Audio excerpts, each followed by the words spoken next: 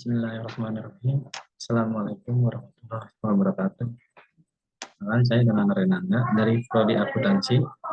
Di sini saya akan mempresentasikan tugas ujian akhir semester, ujian akhir semester 3, non Prodi Akuntansi, materi manajemen keuangan.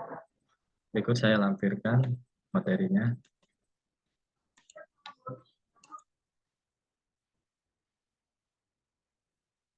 Dengan dosen pengampu Ibu Iva Masrifa, SEMM. Di sini saya akan menjelaskan tentang aliran kas penganggaran modal.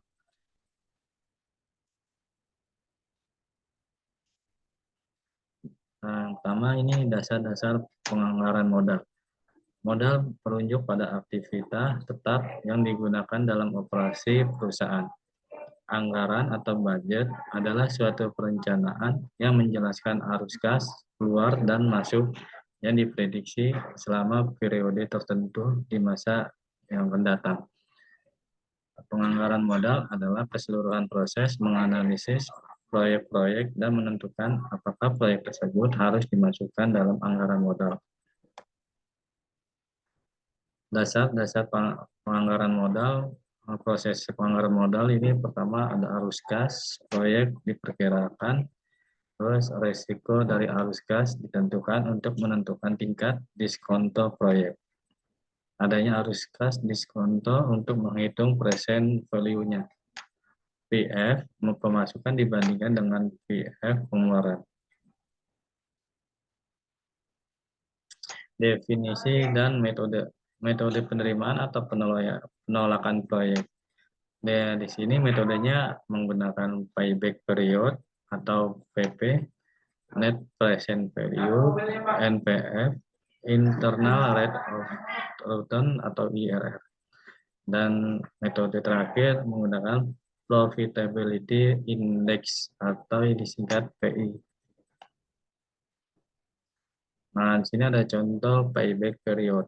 Payback period adalah periode waktu yang diperlukan untuk mengembalikan investasi. Contohnya di sini ada tahun dari kosong sampai tahun keempat. Perkiraan arus kas bersih setelah pajak dan ada arus kas kumulatif. Tahun kosong itu yang perkiraan arus kas bersih setelah pajak ini 1 juta. Dan untuk arus kas kumulatifnya tetap 1 juta. Dan untuk tahun pertama 500.000, arus kas kumulatifnya 500.000. Dan di tahun keduanya 400.000, di tahun tiganya 300.000, dan di tahun empatnya 100.000. Dan untuk arus kas kumulatif di tahun keduanya ini 100.000. Jadi 500 dikurangi 100, hasilnya yang kas bersihnya 400.000. Dan untuk tahun ketiganya ini 200.000, dan ke tahun keempatnya 300.000. Jadi payback periode pada akhir tahun ketiga, atau tepatnya jika arus kas sepanjang tahun ketiga sama, pada tahun kedua ditambah 100 per 300, sama dengan 2,33 tahun atau 2 tahun 4 bulan. Ini keuntungan menggunakan dan kelemahan metode PP. Keuntungannya pertama ini mudah dihitung dan dimengerti, memberikan informasi risiko dan likuiditas proyek. Dan untuk kelemahan PP, mengabaikan arus kas, setelah PP mengabaikan nilai waktu uang. Nah, contohnya ini proyek A, investasinya 100 juta, kas masuk tahun pertamanya 50 juta, sisanya 50 juta, jadi 50 juta ini 100 juta dikurang 50 juta ya, jadinya 50 juta. Dan tahun keduanya 40 juta. 50 juta dikurang 40 juta, jadi sisanya 10 juta. Dan untuk tahun ketiganya ini 30 juta. 30 juta ini masuknya dari 50, 40, 30. Jadi sama dengan 10 juta. 10 juta ini sisa per 30 juta. Sama dengan 1 per 3 tahun atau 4 bulan. Per 3 tahun ini 4 bulan ya, dari 12 tahun, 12 bulan. Jadi periode proyek A 2 tahun 4 bulan. Kriterianya investasi diterima apabila payback periodnya kurang dari payback period yang diinginkan. Jika sebaliknya, jika payback lebih lama, maka proyek ditolak. Perusahaan, ada contoh lagi, perusahaan PT ABC mengusulkan proyek investasi dengan dana 900 juta dan ditargetkan penerimaan dana investasi setiap tahunnya adalah 90 juta. Berapa periode payback periodnya diketahuinya, jadi ini tinggal dibagi saja. Nilai investasinya 900 juta, purchase-nya 90 juta. 900 juta dibagi 90 juta sama dengan 10 tahun.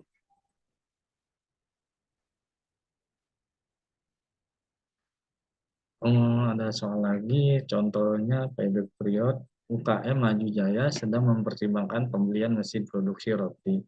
Dengan membeli mesin produksi tersebut yang totalnya semuanya adalah 220 juta, keuntungan atau pendapatan bersih didapat dari penambahan mesin tersebut adalah sebesar 80 juta per tahun. Nah, ditanya berapakah payback period untuk mesin produksi?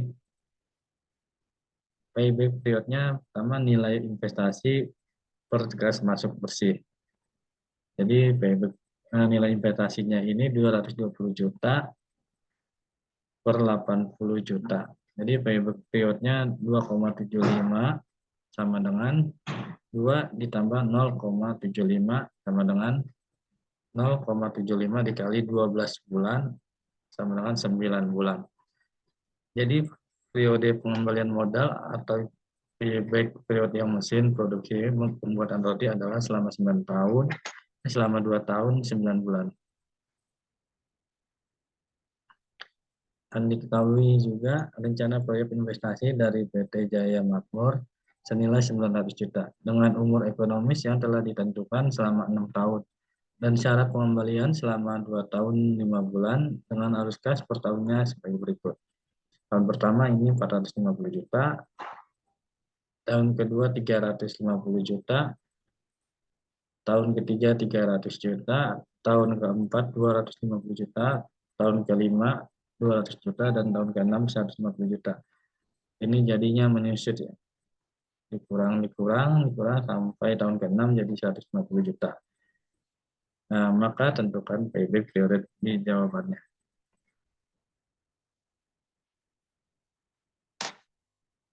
Nah, ini hal yang pertama harus kita lakukan adalah meneruskan arus kas kumulatif dari data di atas. Arus kasnya ini dan arus kas kumulatif di sini arus kasnya tahun pertama 450 juta, arus kas kumulatifnya 400 juta. Dan ini harus tahun keduanya harus kas 350 juta diakumulatifin jadi 800 juta. Jadi 450 ditambah 350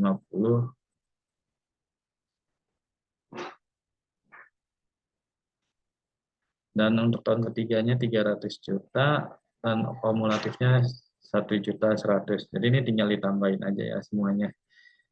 Nah, dan A sama dengan 900 juta, B 800 juta, dan C 1 juta 100, atau N ditambah 1 sama dengan tahun kedua ditambah 1 sama dengan tahun ketiga, dan N-nya 2 tahun. Maka payback periodnya 2 ditambah 900 juta dikurang 800 juta dikali 1 tahun. 1.100.000 dikurang 800 juta dan hasilnya ini 300 juta dibagi 2,33 atau 2 tahun 4 bulan. Jadi payback periodnya sebesar 9 juta dengan masa pengembalian selama 2 tahun 5 bulan layak atau diterima. Karena waktu pengembaliannya itu 2 tahun 4 bulan memenuhi syarat pengembaliannya. Untuk contoh net present value atau biasa disingkat NPF dapat dihitung dengan menggunakan tabel di atas atau menggunakan rumus NPF 1 juta per 1 juta ditambah 500.000 ditambah 400 ditambah 300 ditambah 100. 1 juta per 1 ditambah 0,1 dan 500 1 ditambah 0,1 pangkat 1. 400 per 1 ditambah 0,1 pangkat 2, 300 1 ditambah 0,1 pangkat 3, 100 1 ditambah 0,1 pangkat 4. Jadi dengan 1 juta ditambah 454.550 ditambah 330.580 ditambah 225.390 ditambah 68.300. Jadi totalnya 78.820. NPF-nya positif, maka proyek diterima. NPF dipandang sebagai pengukur keuntungan suatu proyek yang terbaik karena fokus pada kontribusi proyek untuk kemakmuran pemegangan saham. Internal Rate of Return atau biasa disingkat IRR. IRR merupakan tingkat diskonto yang menyamakan PF atau cash flow masuk dan cash flow keluar. IRR juga merupakan tingkat keuntungan persen yang diperkirakan akan menghasilkan proyek. Contoh perhitungan IRR dari tahun 0 sampai tahun tepat. Perkiraan arus kas, terus ada diskonto 10%, PF 10%, DF 15%, PF-nya 15%. Untuk tahun 0-nya ini 1 juta, perkiraan arus kasnya DF-nya 10%, berarti 1 juta, 10%-nya 1%. 1 PF-nya 10%, 1 juta, DF-nya 15%, 1 juta, dan PF-nya 15%, 1 juta. Jadi untuk tahun pertamanya ini 500.000 untuk perkiraan arus kas, untuk DF 10%-nya 0,9091, PF-nya 10% jadi 455, dan DF-nya 15% jadi 0,8696, dan untuk PF-nya 15%-nya 434.800. Untuk tahun keduanya ini 400.000, untuk DF-nya 0,8264, untuk PF-nya 331.000, untuk PF 15%-nya 0,7561, untuk PF 15% 302.440. Tahun ketiganya 300.000, tahun keempatnya 100.000. Untuk DF 10%-nya 0,7513, tahun ketiganya. Untuk PF 10%-nya 225.000, untuk DF 15%-nya 0,6575, untuk PF 15%-nya 197.250. Dan untuk tahun keempatnya di F 10%-nya 0,6830, PF 10%-nya 68.000, untuk di F 15%-nya 0,5718. Jadi untuk PF 15% 57.180.000 atau 7.730. Contoh perhitungan IRR. IRR sama dengan I1 ditambah NPF1 per NPF1 dikurang NPF2. Dan NPF1 dikali buka kurung I per 2 dikurang I pangkat 1. IRR 10% ditambah tadi 79.000 dikali 15% dikurang 10%. Jadi 79.000 dikurang 7.740. Dan IRR 10%-nya 79.000 dikali buka kurung 5% per 85.749.